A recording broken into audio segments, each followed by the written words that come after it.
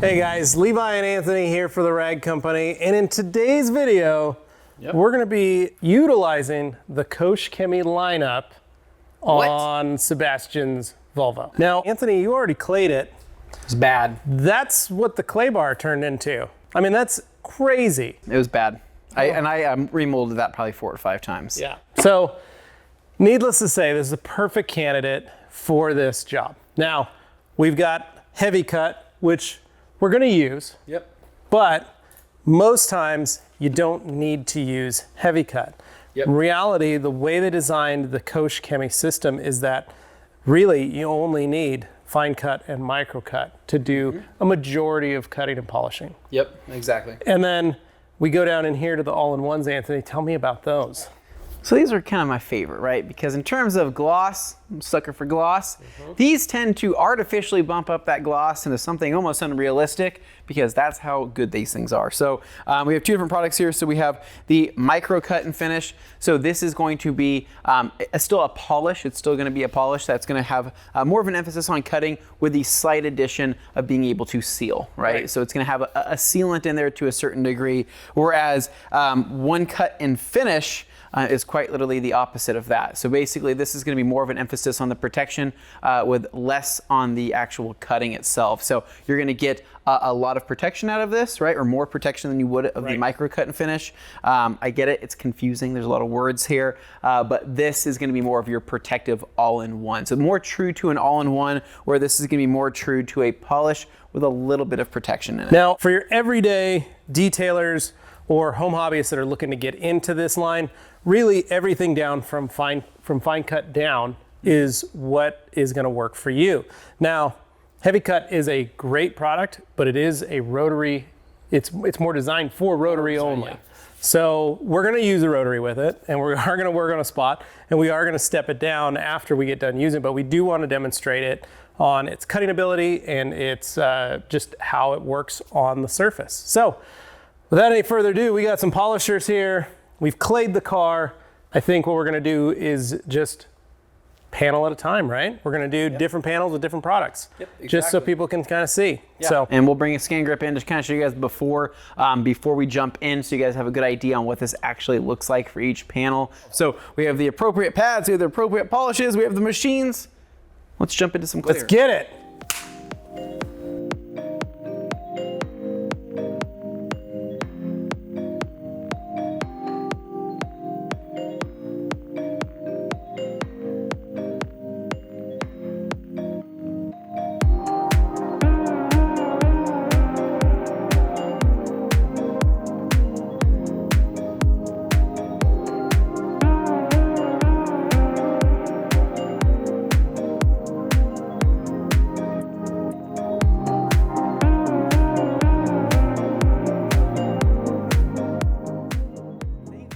All right, so what are the results of the Koch Chemie compound and pad lineup? What are our thoughts? So Levi can speak a little bit to the heavy cut. We'll start on your side over there. We kind of work our way over a little bit.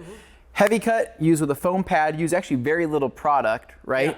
So what did you find? There's heavy water spots on that hood. Yes, so that hood is very damaged and could probably use either a light wet sanding, maybe some 4,000 grit or 3,000 grit to really get those water spots fully out of it. They're very deep. So heavy cut actually, it didn't perform the way I thought it would. It cut that area, cleaned it up very well, did a great job, great working time, all that stuff, utilizing a rotary. Yeah. I would like to try it perhaps using a wool or a microfiber pad to get more cut out of it. Gotcha. So basically it looked very similar to your fine cut panel. Which, speaking of fine cut, right? I used fine cut with the Rupes LHR 15 Mark III, the DA, and I also used it with little Flex PXE 80, right? Just to kind of touch up some spots. Fine cut is a killer product. It's good. I was impressed. It's really good. And I had a lot of the same water spots that you have, but not to that degree, right? Because the hood is building up all that heat, right? It's going through heat cycles constantly. Letting it sit a little longer. Yep, so it's still a little longer, whereas I had a little bit more of the roll-off feature of the water spots that I had. So they were a little bit easier to remove on that fender, but the fender turned out Really nice. Really nice. One pad, one product. I was able to basically remove almost all the swirls. Yeah, there was a couple spots here and there that I wasn't able to get a pad into because of the tape. But other than that, I was super happy with how that looked for one pad, one product on black paint. Yeah. It finished out really, really well. It really did. So fine cut, that would be my go-to, probably over heavy cut in my opinion, if you're rocking a DA. And Koch keeps reminding us that. They do. They keep always saying that say. that's the detailer's compound polish, Correct. right? If this is a compound, these are going to be more of your polishes. So fine cut really is more of a dedicated compound for DA roofs. So then I did microcut, just right here on the door. Okay. Microcut on its own did a great job. Yeah. But you can see it needs a little more. It needs a boost. A little boost. Needs its big brother fine cut to maybe come in first, Exactly. level it out. Yeah. So I think that combo, and I think we can try it on here when we're done with all this, and we got to give this back to Seabass, is that will work really, really well. And I think that is a good two-step. The surprising ones for me, though, were the all-in-ones and what they were able to do. So micro cut and finish. Give me your thoughts. I'll jump into one cut and finish, but micro cut. So good product, great product. Did almost exact same with the microcut, with the added benefit of the sealant in it. And one of the great things about it, I would say, is if you're looking for an all-in-one, this is a great starting point. If you just need some correction plus a little bit of sealant to finish it off, perfect setup, knock it out of the park. However, you do need to let it sit. You can't just let it, you gotta let it do its thing. Now, easy wipe off, but you need to follow the directions. Very similar in the sense that at least 20 minutes on the surface, wipe it off, and then don't let water touch it for at least 4 hours. That way you really know that the product is fully set and you get the protection, you get the maximum level of protection. Yep, exactly. So I used one cut and finish, and this is what blew pretty much everybody away here. They came up and said, well, that's the least aggressive one. I said, the least aggressive one with technically the most amount of protection. So one cut and finish. It's glossy. Crap, this thing is glossy, right? And these swirls have disappeared, right? Where the swirls corrected, not necessarily. And that's where we have to be really transparent with saying that, and Koch has said this before in the past as well, this is going to contain protective fillers, right? And you have to think about your wax, your sealant, everything that's built into this to be able to offer protection is going to have filling characteristics. And so while yes, it has a very small amount of cut, it has more of a filling, more of a protection ability. Correct. So those swirls didn't necessarily disappear. They weren't necessarily corrected. It's kind of hidden for a little bit. They are hidden for a little bit. Now, depending, like on Levi said, on how long that product cures for and sets up for, that could be a very short term or a longer term look that your car may have. And so, in terms of an all-in-one, the experience, fantastic. I mean, it's fantastic. I mean, I would say that the wipe off, we were using Eagle 350s. Yeah, right? Probably the softest towel for compounds and polishes, and all of them perform flawlessly with it. We would normally say we need a 365, we need a creature, we need something that has a little bit more bite to it. We didn't need any bite with how easy these compounds were to remove. And so the Eagle 350s were able to finish everything out. But I mean, in terms of feel, I would say that one cut and finish, pretty smooth. I'd say micro cut and finish, arguably smoother. Yeah. I would say it's a different feeling for sure. And so overall though, this is kind of what you would expect to get. And can you combine these different products together to create your own final look? Absolutely, right? How I'd probably start is say, I'm gonna use fine cut, and then I'm going to use micro cut or micro cut and finish.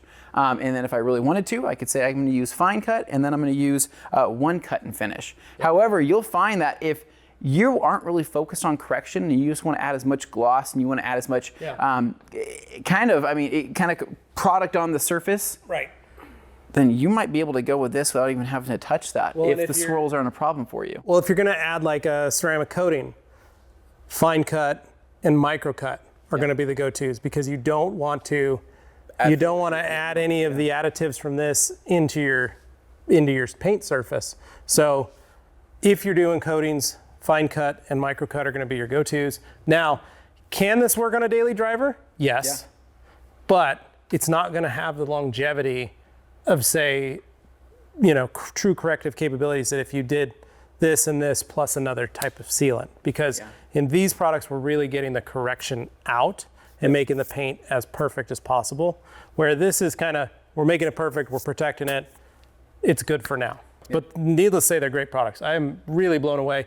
And another thing, each one of these products has a pad specifically designed for it.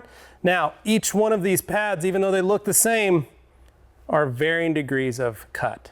Yep, exactly. And that's one of the things. The heavy cut is much more abrasive than the one cut and finish pad. Well, and that's when you can actually pull it out and look, and you can actually feel the softness of the pad, and you could actually look at the pores of the pad and see that the pores are tighter on this. They're not going to be as open. And so that's something you'll be able to visualize without just having to look at the backing color there. But I would say from an experience point and from somebody that's a beginner to an expert, I think that you'll be able to use this entire line, entire system, and it works fantastic. And I will highly suggest using the clay spray with a clay bar before going in, because this paint felt smooth after we were done there, but now it feels nuts. Yeah, it's really nice. So there you guys have it, the Koch Chemie entire compound and polish line, hopefully explained for all of you. And as always, guys, make sure you like, share, comment, and subscribe, and stay tuned for more videos right here at The Rag Company. see ya.